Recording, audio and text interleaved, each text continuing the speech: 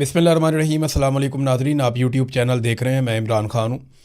ईरानी media ने भी Donald Trump के बयान की तरदीद कर दी है और जिसमें दावा किया था कि ईरान अमेरिका को तोहफ़ा दे रहा है और कुछ ऐसे जहाज़ आबनाए हुर्मुज़ में से गुज़र रहे हैं जिनके ऊपर पाकिस्तानी झंडे लगे हुए हैं। इस पे फिर बाद में इसहाक डार ने स्टेटमेंट दिया कि ईरान के साथ पाकिस्तान का कोई मामला हुआ है, जिसके बाद 20 टैंकर्स जो तेल से लदे हुए हैं उनको इजाज़त मिलेगी आबनाए हुर्मुज़ में से गुज़रने की। कुछ गुज़र गए हैं और 2 टैंकर्स रोज़ाना गुज़रेंगे। ग्राउंड के ऊपर इसकी तस्दीक नहीं हो रही। ईरान की जानिब से जब तोहफ़ों की बात उनसे पूछी गई तो उन्होंने कहा जी हमने अमेरिका को कुछ नहीं दिया।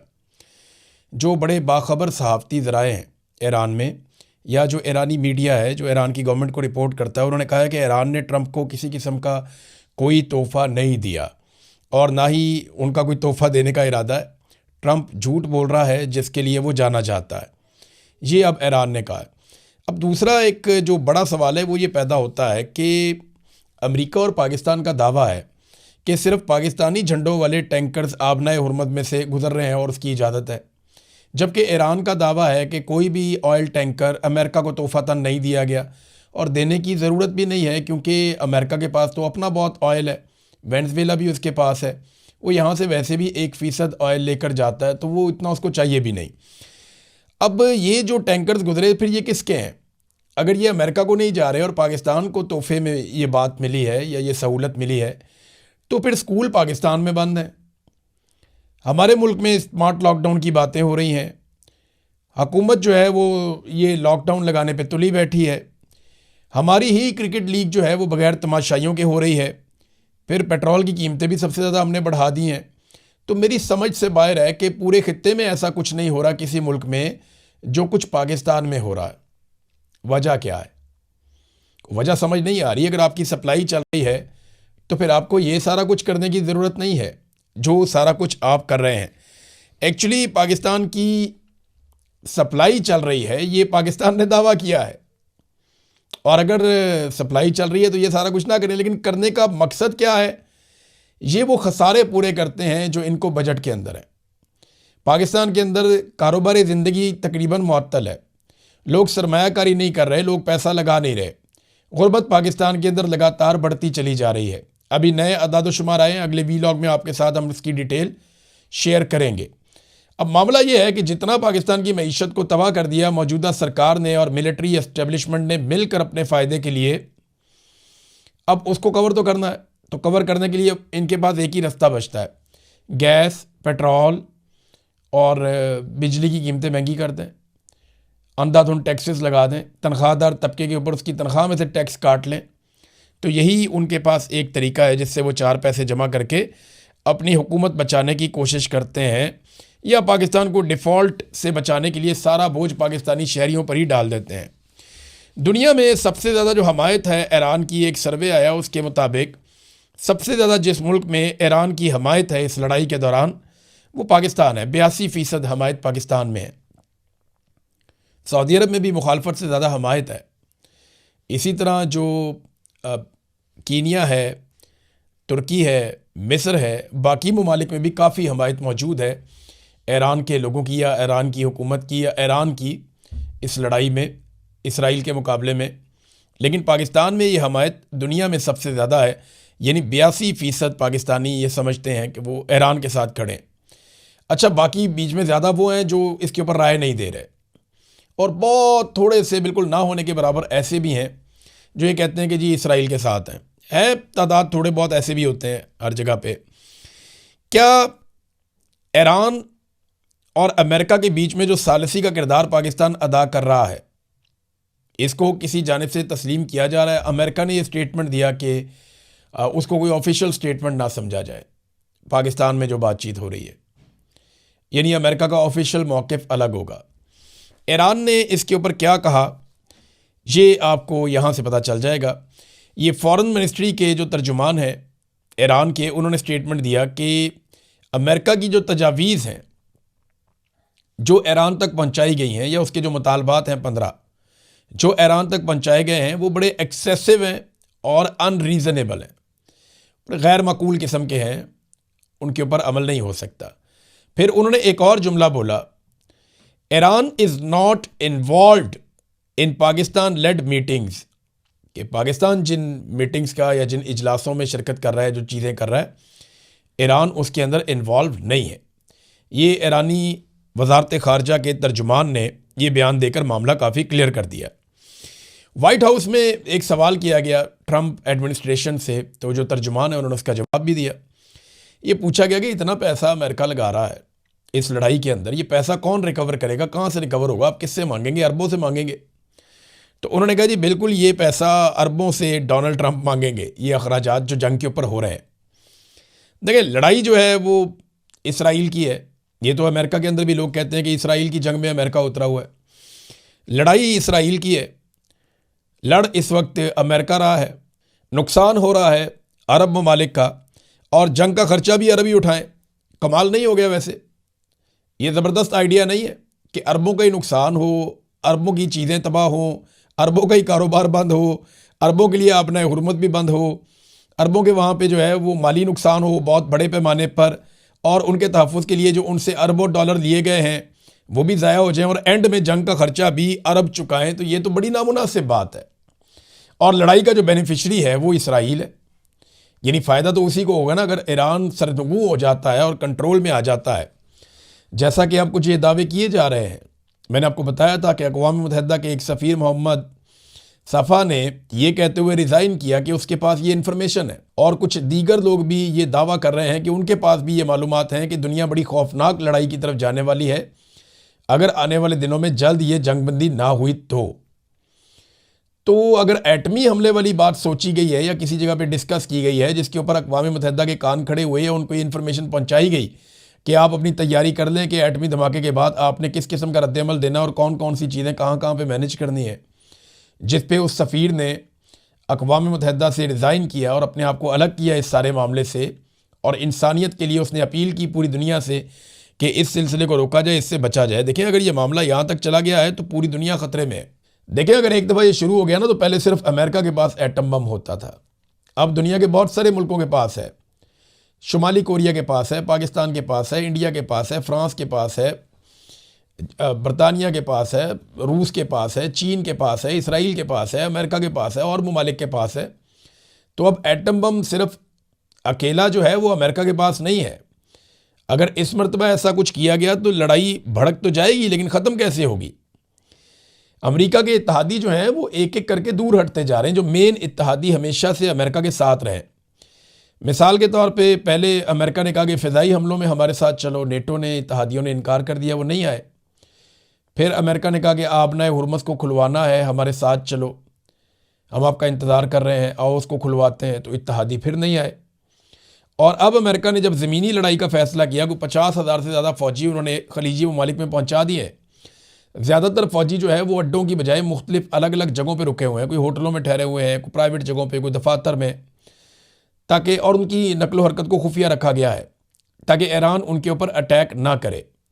तो ये जो इतनी बड़ी तादाद में फ़ौजी पहुँचाए गए हैं खलीजी ममालिक में, तो अब अमेरिका की ख्वाहिश है कोई ज़मीनी कार्रवाई या ऑपरेशन किया जाए। अगर वो इसमें जाते हैं तो फिर उन्हें अपने इत्तहादियों की याद आएगी। तो बरतानिया ने पहले ही कह दिया, जनाब हम इस लड़ाई का हिस्सा नहीं बनेंगे। तो अमेरिका के इत्तहादी अमेरिका से नाराज़ हैं। हत्ता कि मैं तकारीर सुनता रहता हूँ यूरोपीय यूनियन के नुमाइंदगान की, जो यूरोपीय ममालिक हैं वो किस तरह तकरीर करते हैं। स्पेन ने, बेल्जियम ने, फ़्रांस ने, जर्मनी ने उड़ा के रख दिया अमेरिका के नुक्ता नज़र को। वो मानते ही नहीं कि ये लड़ाई ठीक है और अमेरिका ने ठीक किया। वो शदीद मुखालफत कर रहे हैं अमेरिका की, बल्कि जर्मनी के अंदर तो ये मुतालबा भी हुआ अपोजिशन के प्लेटफॉर्म से कि जनाब अमेरिकन फ़ौजियों को निकालें यहाँ से। स्पेन ने अपने अड्डे देने से साफ इनकार कर दिया, उनके बिल्कुल कोई अड्डा नहीं है, ना फ़िज़ाई हदूद देंगे ना कोई अड्डा देंगे, जाओ यहाँ से। तो अमेरिका के साथ आज तक कभी ऐसा हुआ नहीं था, लेकिन आज सारे ममालिक अमेरिका के सामने आकर खड़े हो गए। आपने हुर्मुज़ को बाईपास करने के लिए ना एक पाइपलाइन है जो फजीरा की तरफ जाती है, इसको फजीरा पाइपलाइन कहते हैं। अब इस पाइपलाइन के ज़रिए से मुतबादिल रास्ता लिया जा रहा था कि आपने हुर्मुज़ को बाईपास करते हैं, पर्दी तरफ से तेल निकालेंगे। इस पाइपलाइन पे 2 जगह हमला हुआ है, ये पाइपलाइन आग की जद में आ गई है। तो अब अगर ये ईरान ने किया है तो ईरान तेल ले जाने के दूसरे रास्ते भी बंद कर रहा है। देखें ना, समंदर से रास्ता बंद करना ज़रा मुश्किल होता है, पाइपलाइन को तबाह करना तो मसला ही कोई नहीं है। जब आपकी पाइपलाइन सैकड़ों किलोमीटर पे जा रही है तो आप कहीं पे भी धमाका कर सकते हैं, मिसाइल या ड्रोन मार सकते हैं, तो पाइपलाइन आप उड़ा दें, उसके बाद सप्लाई बंद हो जाएगी फौरी तौर पे।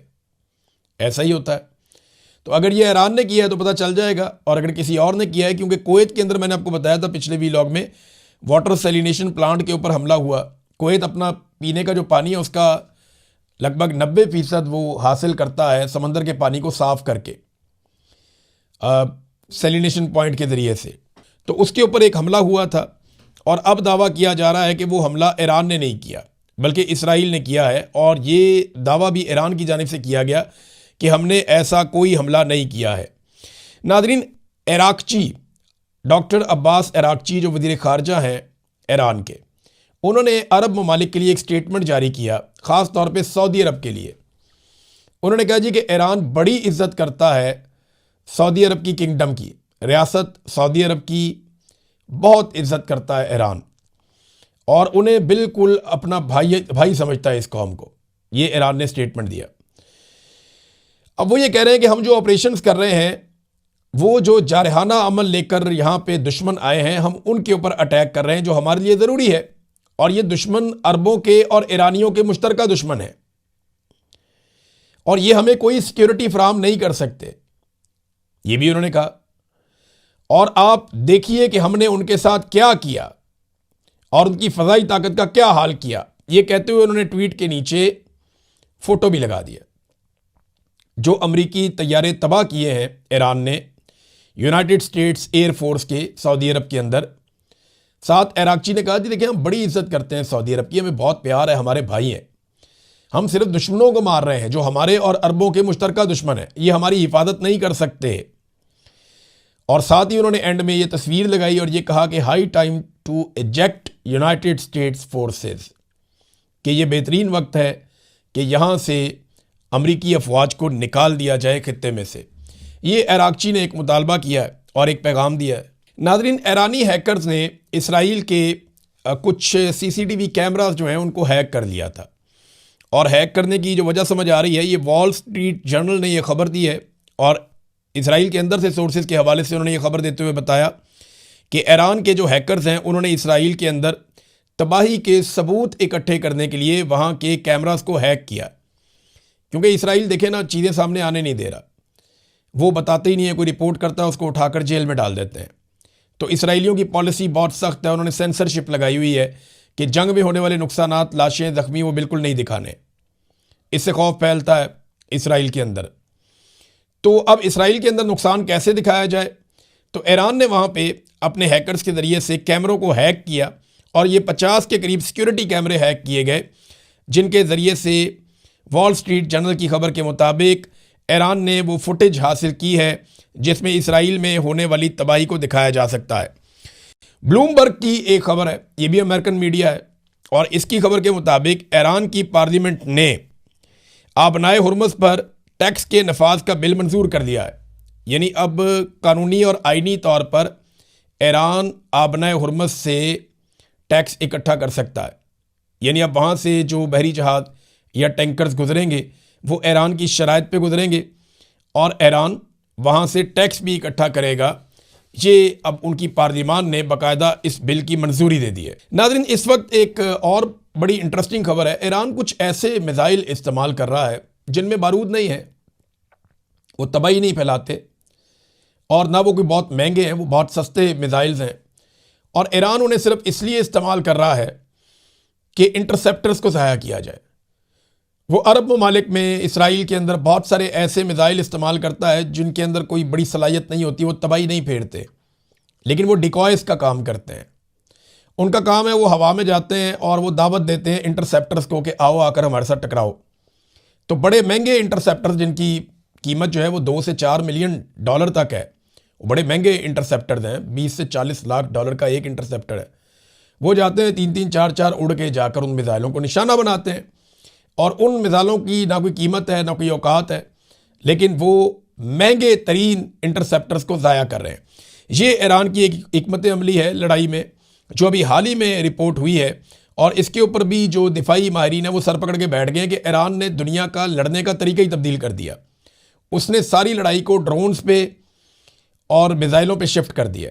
अब पूरी दुनिया को मिज़ाइल, इंटरसेप्टर्स और ड्रोन्स बनाने पड़ेंगे और लड़ाई का जो पूरा का पूरा मैकेनिज़्म है, पूरी की पूरी साइंस है, वो तब्दील हो जाएगी ईरान की, अमेरिका की और इसराइल की इस लड़ाई के बाद। अमेरिका ने जो लड़ाई लड़ी है ये पिछली सदी वाली लड़ाई है। चाइना के जो माहिरीन हैं वो बार बार ये कहते रहे हैं कि अमेरिका के हथियार पुराने हैं और लड़ने का तरीका भी पुराना है। दुनिया आगे निकल गई है, वो इस सदी की लड़ाई को समझा ही नहीं है। आज तक अमेरिका ने सिर्फ अटैक किया है, वापस अमेरिका के ऊपर अटैक नहीं हुआ। अब जब अटैक वापस हुआ है तो अमेरिका को समझ आ रही है कि वाकई में पुरानी वॉर स्ट्रेटजीज अब काम नहीं करती। नाज़रीन, अमेरिका की बात हो रही है तो रशिया ने भी अमेरिका की मिथ तोड़ दी है। अमेरिका बहुत सारी जगहों से मार खा गया इस मरतबा। अमेरिका का एक रोब होता था, एक दबदबा होता था, वो अब नहीं है। डोनाल्ड ट्रंप ने क्या कहा था कि क्यूबा हमारी झोली में आकर गिरेगा, हम क्यूबा को मजबूर कर देंगे। डोनाल्ड ट्रंप ने यह भी कहा था कि मैं ईरान से फारिग हो जाऊं तो क्यूबा को फतह करूंगा और ये मेरी किस्मत में लिखा है। लेकिन क्यूबा के हालात इतने बुरे हो गए अमेरिकन पाबंदियों के बाद कि उनके अस्पतालों में जनरेटर चलाने के लिए भी फ्यूल मौजूद नहीं था और वहाँ पे बच्चे मर रहे थे। तो ऐसे में रशिया ने अपना एक तेल बरदार जहाज़ रवाना किया, बहुत बड़ा ऑयल टैंकर, उसमें 1 लाख टन रॉ तेल था। वो तेल उन्होंने रवाना किया, उसको स्क्वाड किया, उसको समंदर में पहुंचाया क्यूबा के करीब, और फिर वो अमरीकी पानियों में से गुजरता हुआ क्यूबा तक पहुंच गया और अब वो क्यूबा में लंगरअंदाज होकर वहाँ पे तेल उतार रहा है। ये अमेरिका की मिथ तोड़ दी। रशिया डंके की चोट के ऊपर वहाँ पे घुसकर और क्यूबा को तेल पहुंचा रहा है इंसानियत के नाते। तो आज रशिया, चाइना या यूरोप वो अमेरिका को वैसे नहीं देखते, हत्ता कि ईरान भी वैसे नहीं देखता जैसा सब पहले देखते थे। और ये इसका क्रेडिट जाता है डोनाल्ड ट्रंप को कि डोनाल्ड ट्रंप ने ईरान पे हमला करके वो गलती कर दी और ख़ास तौर पे उसमें आयतुल्लाह अली खामनाई को शहीद करके वो गलती कर दी कि एक पूरी कौम इनके गले पड़ गई और अब वो गले से उतरती नहीं है, वो छोड़ते ही नहीं है। नाज़रीन, पाकिस्तान के अंदर से एक अफसोसनाक खबर है, मैं चाहता हूँ इस पर ज़रूर मैं बात करूँ। उम्मे रुबाब, ये एक निहत्ती मासूम लड़की, इसके वालिद को, चचा को, दादा को कत्ल किया था वडेरों ने, बहुत ताकतवर लोगों ने। पीपल्स पार्टी के पार्लियामेंटेरियंस भी रहे हैं, वो अच्छे तगड़े लोग हैं वहाँ पे सिंध के। उन्होंने कत्ल किया था ज़ाती अनाद के ऊपर। ये लड़की 8 साल तक मुकदमात लड़ती रही, नंगे पैर अदालतों में आती रही। इस लड़की का इम्तिहान नहीं था, ये इम्तिहान था पाकिस्तान की अदलिया का। एक दिन ये चीफ जस्टिस की गाड़ी के आगे भी आई, साकिब निसार। उन्होंने यकीन दिलाया कि 2 महीने में इंसाफ होगा, नहीं हुआ। फिर यह कहा गया दहशतगर्दी का मुकदमा है, 3 महीने के अंदर हर हाल में इंसाफ होना चाहिए, नहीं हुआ। फिर दहशतगर्दी की अदालत ने कहा दहशतगर्दी तो हुई नहीं, दूसरी अदालत में चला गया मामला। ये निज़ाम इंसाफ का एक इम्तिहान था जिसमें पाकिस्तान का निज़ाम इंसाफ फेल हो गया। ये लड़की मुकदमात लड़ती रही, नंगे पैर अदालतों में आती रही, कभी कहीं एहतजाज करती थी, कभी कहीं बात करती थी। इसने तमाम दरवाजे खटखटाए लेकिन अदालत ने मुल्ज़िमान को बाइज़्ज़त बरी कर दिया। ये इतना नहीं है, बल्कि वो मुल्ज़िमान दंदनाते हुए अपने इलाके में दाखिल हुए और बेशुमार उन्होंने हवाई फायरिंग की। उनके लोगों ने उन्होंने सेलिब्रेट किया और फायरिंग के साथ सेलिब्रेट किया। बिलावल का सिंध ऐसा है, सरदारी का सिंध ऐसा है कि एक मासूम निहत्ती लड़की इंसाफ लेने की कोशिश में दरबदर होगी। आज बेनज़ीर ज़िंदा होती ना तो वो देखती कि कैसे इंसाफ नहीं मिलता। बेनज़ीर के अंदर इंसानियत बाकी थी, ऐसा लगता था। बेनज़ीर भुट्टो जो है वो ख़वातीन के मामलात में काफ़ी हसास थी, लेकिन ये ज़रदारी रिजीम बिल्कुल ऐसा नहीं सोचता। वरना इस तरह दंदनाते हुए, रक्स करते हुए, फूल फेंकते हुए, फायरिंग करते हुए ये मुल्ज़िमान कभी अपने इलाके में वापस दाखिल ना होते। बहरहाल अभी और अदालतें भी पड़ी हैं, देखते हैं अपील के अंदर क्या होता है। अब तक के लिए इतने, अपना ख्याल रखिएगा, अपने इस चैनल का भी। अल्लाह हाफ़िज़।